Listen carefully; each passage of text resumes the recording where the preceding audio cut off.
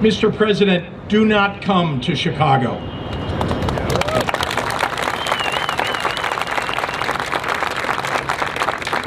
You are neither wanted here nor needed here. Look, welcome back to the Michael Cohen Show on a continued journey to 500,000 subscribers. Now, as I say every time, just hit subscribe, watch, comment, and share, because the insanity, it doesn't stop. Now, some Democrats are slowly but surely figuring out something that we say here all the time, that they need to stand up to Trump and these unconstitutional actions that he and his administration are doing. Gavin Newsom has been fighting back against the Texas gerrymandering scheme. And now, as I just showed you, Illinois Governor J.B. Pritzker is standing up for Chicago after President Trump claimed that he wants to send his National Guard troops there next. My guest on Mea Culpa, Andy Ostroy, and I, we spoke about how we need more fighters in the Democratic Party and understand that the old Democratic playbook, it's just not working. Play the clip. Yeah, except here's the problem. Say whatever people want to say. When it comes to Trump, I think people sorely underestimate him. And that's the very first mistake that I think people make. The second mistake is made by Democrats, hands down, solely by Democrats.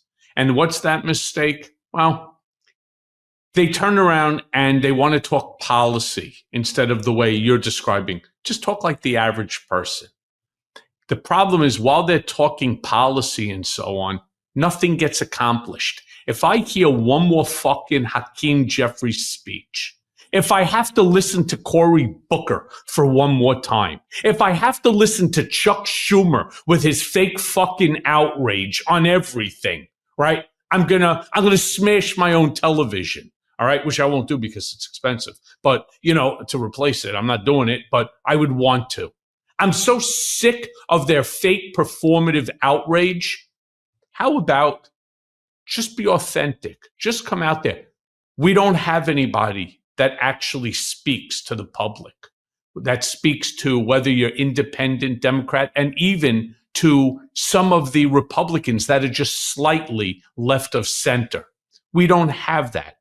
Trump, on the other hand, forgetting about the fact that nothing that he's doing is legitimate. It's all executive order. It's all by wringing that pencil neck of Mike Johnson, forcing them all to capitulate, to bend the knee, to kiss the ring, to blow smoke up his ass, right? It's all that and more. But here's what people say. Democrats too. Democrats, independents, and most certainly Republicans. At least he's doing something. We don't fucking do anything. We talk, we proselytize, we get up behind the gilded fucking podium, and what do? We bang our hands, we talk about how the Constitution is being violated. Where's my Constitution? Here it is. That we're violating the Constitution of the United States. Lo and behold, how dare he? They've lasted 250 years, blah, blah, blah. I'm going to speak for 30 fucking hours on the floor. I'm going to hold up this one. I'm going to hold up that one. We're going to turn around and leave, for example, Texas, so that they can't gerrymander the state ultimately to come back after 2 weeks. And they walk in like Caesar had just conquered another territory. You went on fucking vacation for 2 weeks, paid for by J.B. Pritzker, and they're sitting there to a group of people, oh, thank you. They're waving their hand like in victory. There's no victory because Texas is going to gerrymander the state for their 5 seats. I mean, we're not doing anything other than talking. Trump, on the other hand, is actually doing shit, even though we don't like it. Well, let's be realistic. Elections have consequences. We lost everything. Yes, we did. So we have no power. Trump has all the power. And thanks to his ass lickers in Congress and the Supreme Court, he has, to your point, even more power than he should have.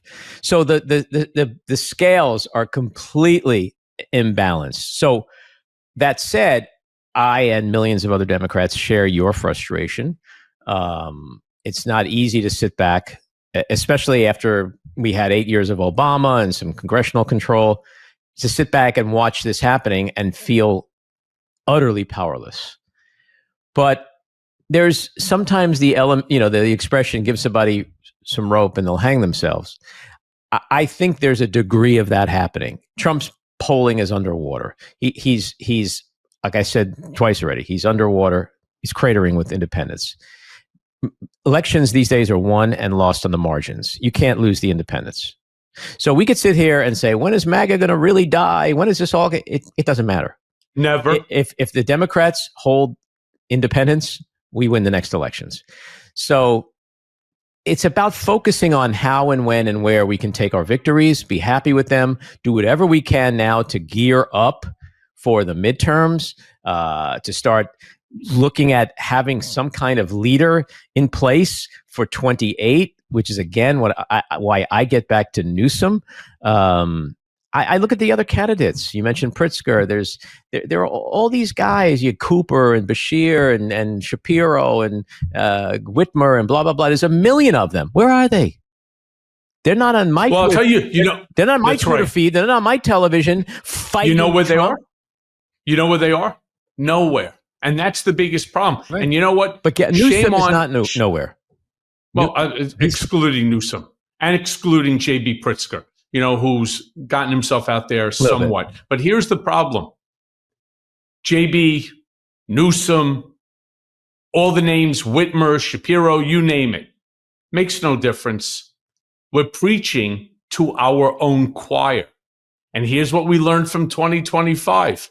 Our choir turned out to be smaller than theirs. What we need to do, people like yourself, Andy, people like myself, Midas Touch Network, Lincoln Project, guys like Lev and Malcolm Nance and, a bunch of other individuals who have real platforms. Don't get out and preach to the people that think the same as you. We need to get out there and preach to the Republicans. Go into the ruby red states. Where the fuck is Ken Martin, our head of the DNC? Set this up. Set up a bunch of town halls. You think I am afraid to go into ruby red district in Texas and turn around and say, okay, with all due respect, Texans, let me be very clear. All right.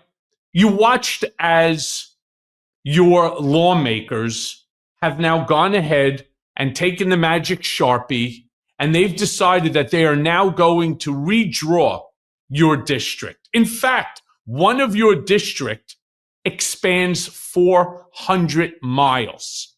So you, sir, who's out there in the Texas oil fields, you are sharing a Congress member 400 miles away that's in town, like Austin. What do you, with that city dweller, have in common? And the answer is absolutely nothing. Right. But here's what they did. They turned around and they said,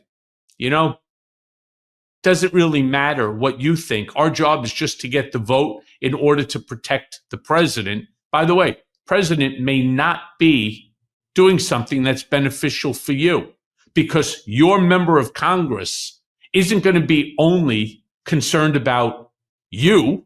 They're going to be concerned about the city dweller who has a totally different ideology and mentality than you. They are redrawing your vote right out of the system. How do you feel about that? How do you feel about the fact that Democratic lawmakers are right now, forget about the fact that it's a Democrat because it could easily be a Republican, are being forced to sign permission slips just to leave the chamber? One of them even is now locked inside because she has refused to sign it. Andy, let me ask you a question. Based on that alone, how close are we to authoritarian rule when even elected officials are treated like a bunch of misbehaving children?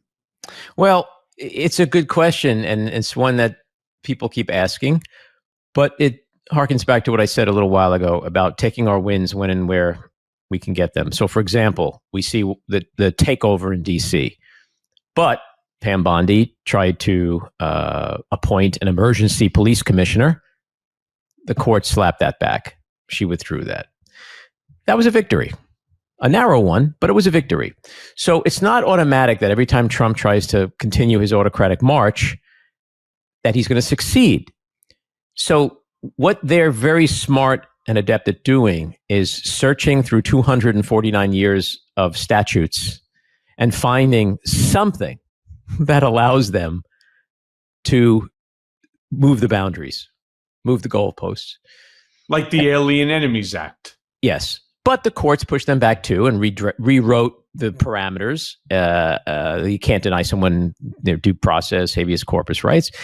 So they're pushing, but we're still a democracy. And here, I don't want to harp on the Newsom thing, but to me, there's three reasons why what he's doing, his trolling, is so important. And the first one is he is saying to all of us with those tweets that we're not North Korea, we're not China, we're not Russia. We can publicly mock our president still and not be sent to some gulag in El Salvador or be killed. Okay, Trump's buddies, Kim Jong-un, Putin, Xi, you see what happens to the dissidents in those countries. They get poisoned and you never hear from them again. So that's number one. Number two is he's truly holding a mirror up to the insanity of Trump. That's what's driving the Republicans mad, because they're being forced to either accept what Newsom is doing, because they've been accepting Trump doing it for years, or they have to lash out and pretend that only Newsom is doing it. I mean, like Dana Perino on Fox yesterday, I think it was. She's like, my God, if I was his wife, I would tell him, you look pathetic. Well, what if you were Melania? Would you be telling him? Because Trump does it way more, has done it for much longer, and he's actually in the Oval Office, okay, doing that insane shit. You know, but right. what Newsom is doing is holding up a mirror to it. And the third thing, which I've sort of lost my train of thought, the third thing, what was the third thing?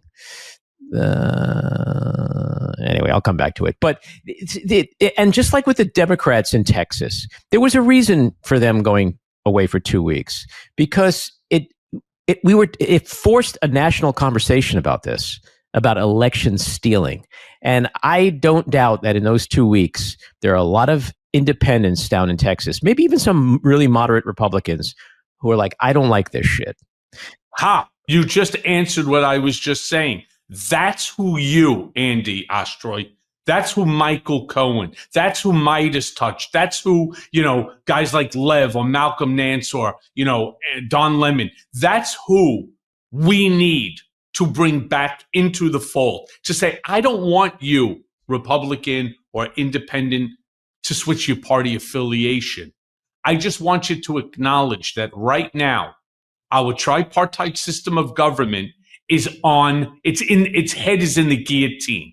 And unless you turn around and do something you probably never have done before, you will suffer the consequences, no different than you are suffering right now, thanks to tariffs.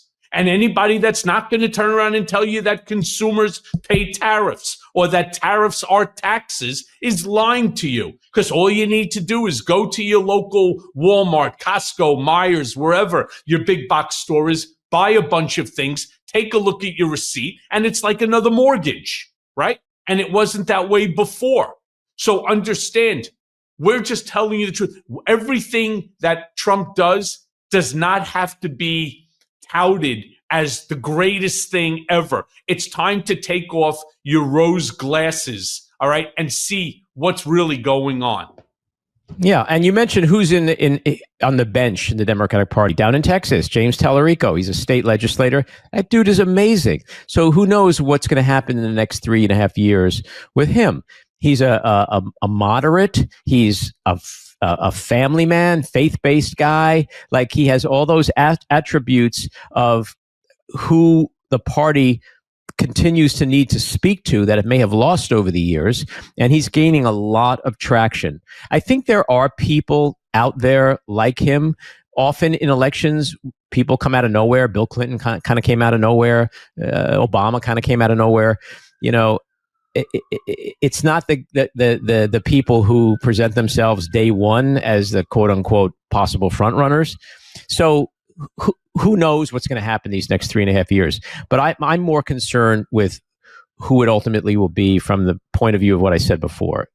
We need someone with more of the attitude. I'm not saying Beto O'Rourke himself or Gavin Newsom himself, but someone who has adapted their presentation to a much more fuck it attitude. Fuck it. Literally, like Beto O'Rourke says, literally, fuck it. Like he's not afraid to talk like that. And that's what people are looking for today. You know, if I asked you, what do you think is the one word that a lot of voters use when they say, this is what I want in a candidate on both sides, the right and left? What would you think a word like that might be? Authentic. That's one word for sure. Another word is disruptor.